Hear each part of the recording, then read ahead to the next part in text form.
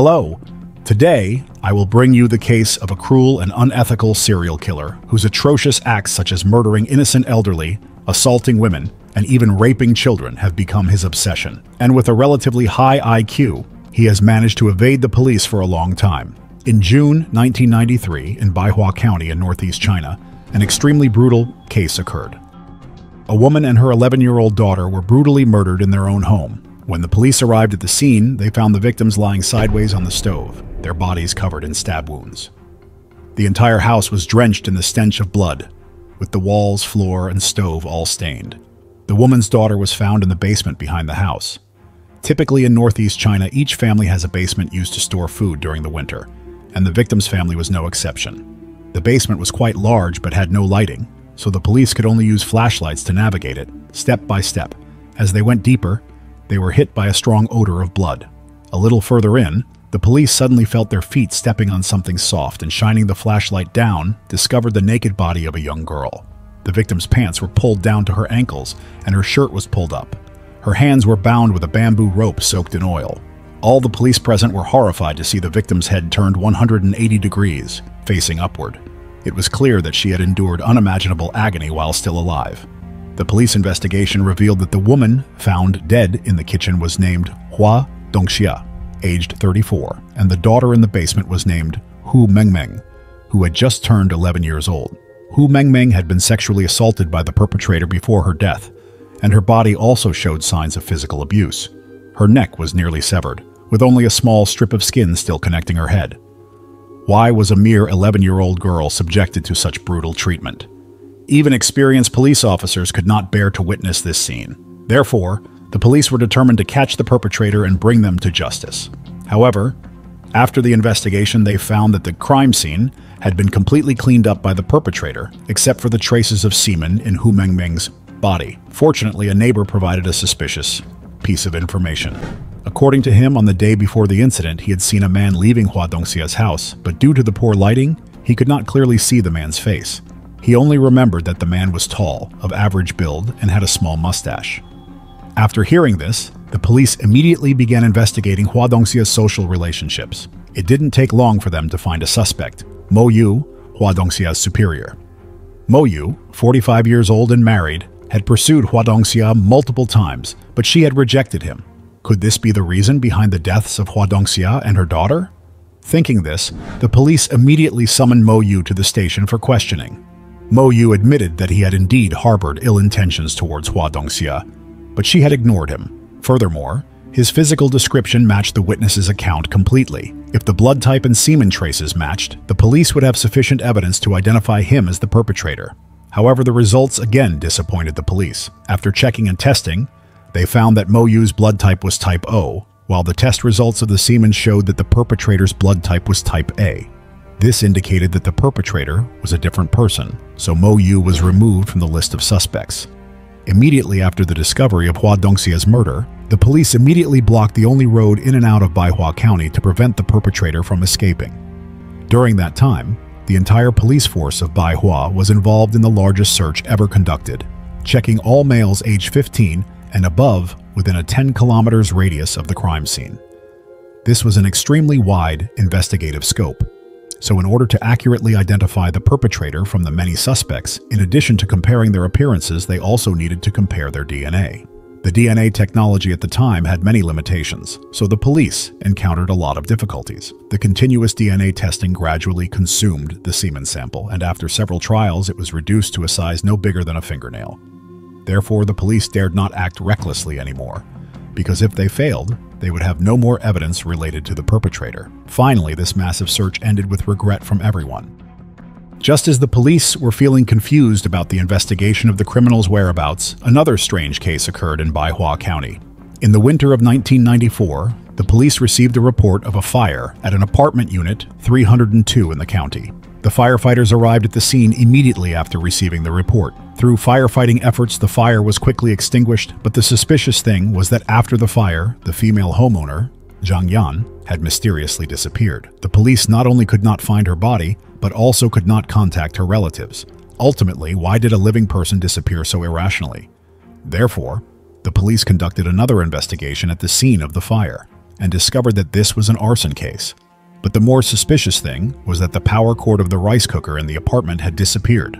The police felt that there was a hidden secret behind this, but in order to uncover that secret, they had to find the homeowner, Zhang Yan. At first, the police thought that by knowing Zhang Yan's name, they could easily find her. However, to their surprise, she had disappeared in a similar way as the killer of Mo Yu in the past, leaving no trace, until 3 years later, a decomposed corpse finally revealed the truth about Zhang Yan's mysterious disappearance. In 1997, the police discovered a dead body in an abandoned well. Based on the traces on the body, the police deduced that this unknown victim could be Zhang Yan, who had been missing for many years. The police immediately called Zhang Yan's husband, Liu Mu, to confirm, and through the clothes next to the body, Liu Mu confirmed that the victim was his wife. So why did Zhang Yan die here? Liu Mu reported to the police about some people with whom Zhang Yan had conflicts in the past. Among them, there was a suspicious person named Fu Ban, who had previously worked at Liu Mu's factory and had a habit of stealing. Furthermore, this person was also very lecherous. He often harassed Zhang Yan. But because Fu Ban was a tall and strong man, Liu Mu did not dare to confront him. Finally, Liu Mu could only dismiss this dangerous worker. Based on Liu Mu's statement, the police are deducing that Fu Ban must have harbored a grudge and come back to take revenge and kill Zhang Yan. Even more suspicious is that Fu Ban's residence is only 1 street away from the dry well. In addition, he has not appeared in Baihua County for a long time. These signs all indicate that Fu Ban is suspected of committing a serious crime.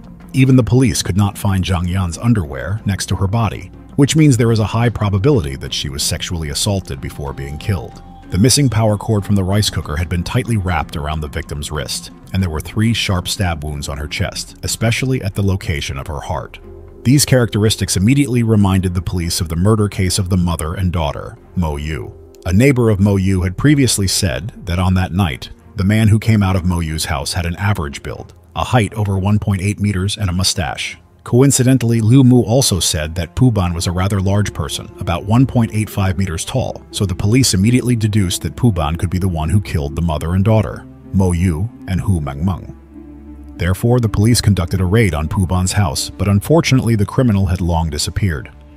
To catch the perpetrator, the police had to pass through countless cities from Beihai to Xiangshan, through Shennongjia, over Alashan, and even lurks around Fu Ban's parents' house. But in the past 20 years, Fu Ban has not had any contact with his family.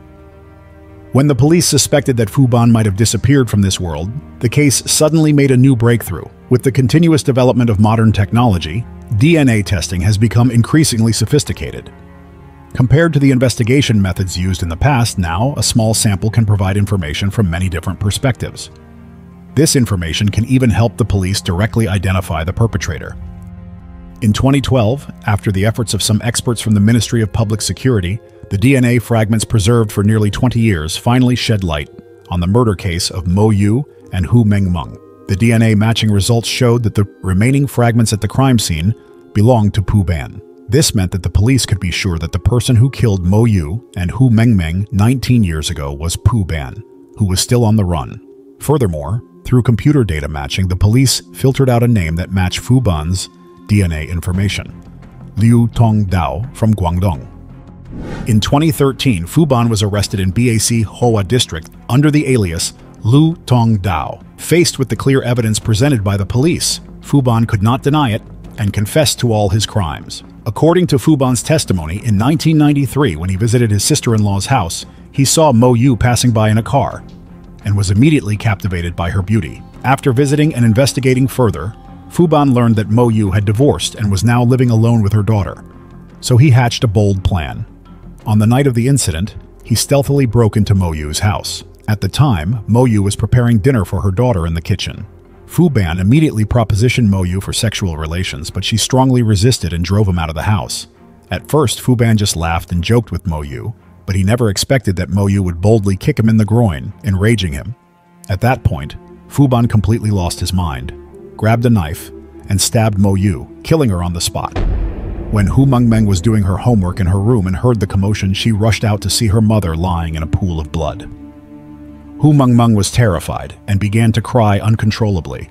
Before she could calm down, Fu Ban took her to the basement and began to assault her. Hu Mengmeng pleaded with Fu Ban 3 times to spare her, but by that point Fu Ban had become a demon and had no intention of letting anyone survive. He then proceeded to brutally rape and murder the young girl Hu Mengmeng. A big question is, how did Fu Ban manage to escape the widespread police search? After seeing the search order from the police, Fu Ban was worried that he would be discovered, so he took the risk of raping his sister-in-law.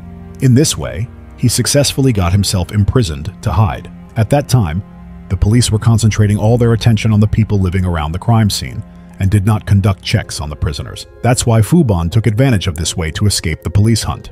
Later, under the persuasion of his parents and brother, his sister-in-law did not continue to sue Fu Ban, so he was released from prison not long after. Although Fu Ban's killing of the Mo Yu family was accidental, his plot to kill Zhang Yan had been planned for a long time. Fu Ban always had bad intentions towards Zhang Yan, but he was unsuccessful, and furthermore, Yan often scolded and mocked Fu Ban in front of others.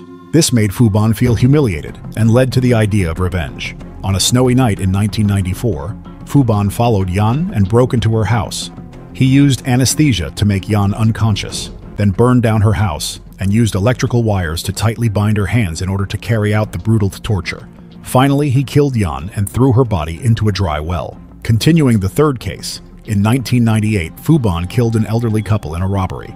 Initially, he only intended to rob some items and leave, but was confronted by the victims, so Fu Ban became enraged and ruthlessly killed the elderly couple over 60 years old. Afterwards, Fu Ban even confessed to some additional robberies. Fu Ban agreed to testify because he thought that as long as he sincerely confessed, the police would reduce his sentence so that he could avoid the death penalty. Furthermore, Fu Ban also created a mental health certificate in an attempt to escape legal punishment.